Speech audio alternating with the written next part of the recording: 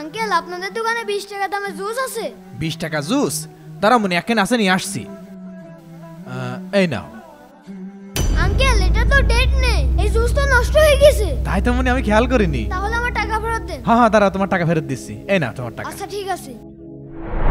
Uncle আমাকে 20 টাকা দামের একটি জুস দিন তো, আমার ছোট বোনকে খাবো, ও খুব কান্না করছে। 20 টাকা দামের জুস? একটাই তো জুস আছে, তাও আবার নষ্ট। হ্যাঁ দাঁড়া মনে নিয়ে আসছি। এই মেয়েটাকে দেখে তো অতটা চালাক মনে হচ্ছে না। মামনি এই নাও জুস। Thank you uncle. ব্যবসা হয়ে গেল। আরে লোকটা 20 টাকার জায়গায় আমাকে 40 টাকা দিয়ে দিয়েছে। যাই ফেরত দিয়ে আসি। আরে এ আপু দাঁড়াও। কি হলো? তুমি এই জুস কোত্থেকে কিনলে? ওই তো দোকান থেকে কিনলাম। দেখি তো। আরে এটা তো সেই নষ্ট জুস। আমার সাথে একটু চলো তো। আচ্ছা ঠিক আছে। কি ব্যাপার আঙ্কেল, এই মেয়েটার কাছে নষ্ট জুস বিক্রি করেছেন কেন? রাখেন এটা আর ওই টাকা ফেরত দেন। আপনার তো লজ্জা করা উচিত। 20 টাকা লাভের জন্য এই নষ্ট জুস ওর কাছে বিক্রি করেছেন। একবারও চিন্তা করলেন না ওর ছোট বোন এই জুসটা খাবে?